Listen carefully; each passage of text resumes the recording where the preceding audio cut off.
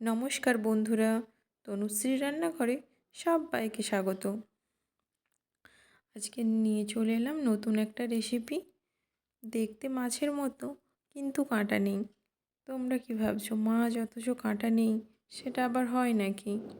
হয়। আজকে বানাবো নিরামিষ মাছের কারি।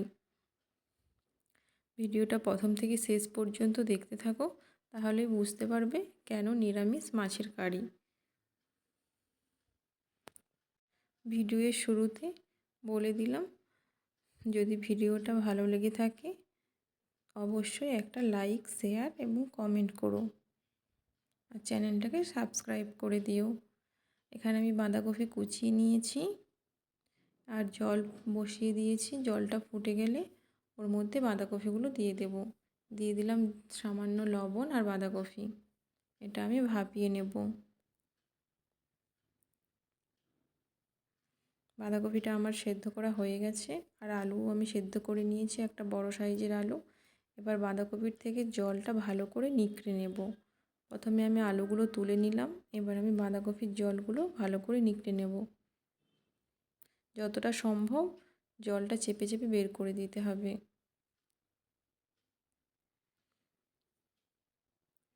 যদি জল বেশি পরিমাণে রয়ে যায় তখন মাখানোর সময়, তাহলে ওটা অনেকটা পাতলা হয়ে যাবে, তখন আর শেপ দিতে অসুবিধা হবে।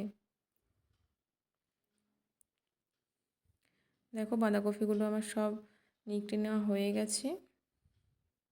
এবার দিয়ে দিলাম আদা বাটা, কাঁচা লঙ্কা বাটা, জিরে বাটা, ধনে গুঁড়ো, সামান্য হলুদ গুঁড়ো, সামান্য কাশ্মীরি রেড চিলি পাউডার, স্বাদ মতো লবণ, আর সামান্য গরম মশলা গুঁড়ো, আর দিয়ে দিলাম বেসন, কর্নফ্লাওয়ার। এখানে কর্নফ্লাওয়ার না থাকলে চালের গুঁড়িও অ্যাড করা যায়। এবার এটাকে ভালো করে মেখে নিতে হবে।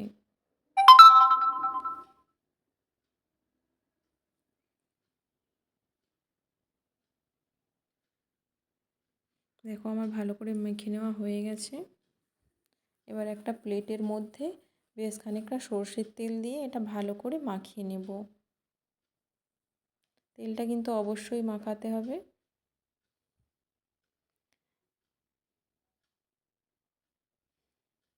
এবার আমি বেশ খানিকটা মাখা নিয়ে এবার ওটা ভালো করে শেপ দিয়ে দেব।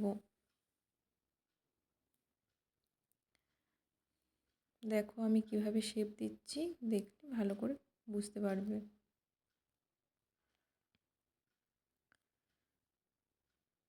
প্রথমে একটু চ্যাপটা করে নিয়ে তারপরে সামনের দিকটা একটু লম্বা করে মাছের মতো শেপ দিয়ে দিলাম, আর মাঝখানটা ফাঁকা করে দিলাম।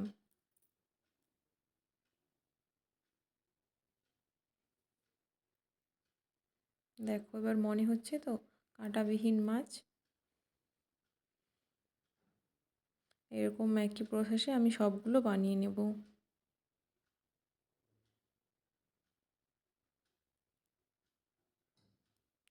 প্লেটটাতে কিন্তু তেল দেওয়ার কারণে ভাজার সময় এটা যখন এই মাছটা তুলবো তখন ভেঙে যাবে না। না তেল দিলে তখন চিটে যাবে। তেলটা অবশ্যই কিন্তু ওতে লাগিয়ে দিতে হবে, ভালো করে মাখিয়ে নিতে হবে।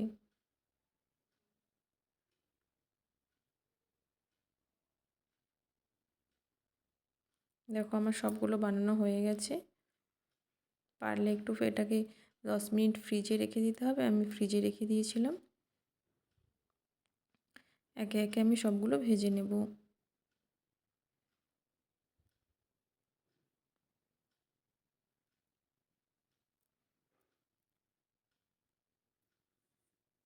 মাছেরই মতো ভালো করে লাল লাল করে ভেজে নিতে হবে।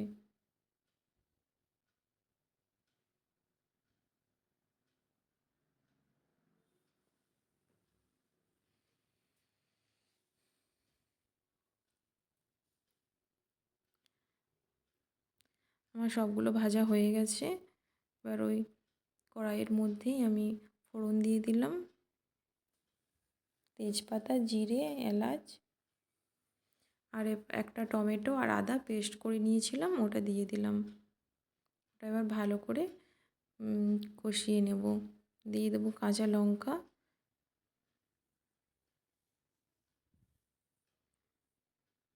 এবার দিলাম ধনে পাউডার, হলুদ গুঁড়ো,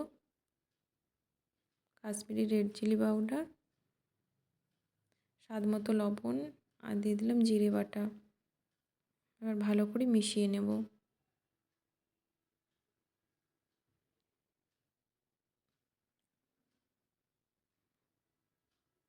এবার দেব কাজু বাদাম বাটা।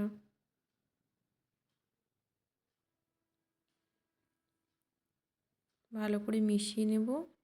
এটা কিন্তু সাদা ভাত কিংবা পোলাও দুটোর সাথেই খুব ভালো যায়। এবার পরিমাণ মতো জল অ্যাড করে দেব।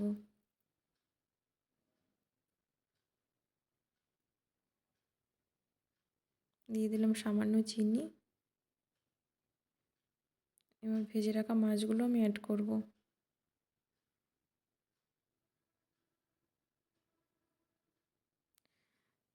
সবশেষে সামান্য গরম মশলা আর ঘি দিয়ে নামিয়ে নেব। রেডি হয়ে গেল নিরামিষ মাছের কারি। রেসিপিটা যদি ভালো লেগে থাকে তাহলে অবশ্যই একটা লাইক। আজকের মতো এখানেই টাটা।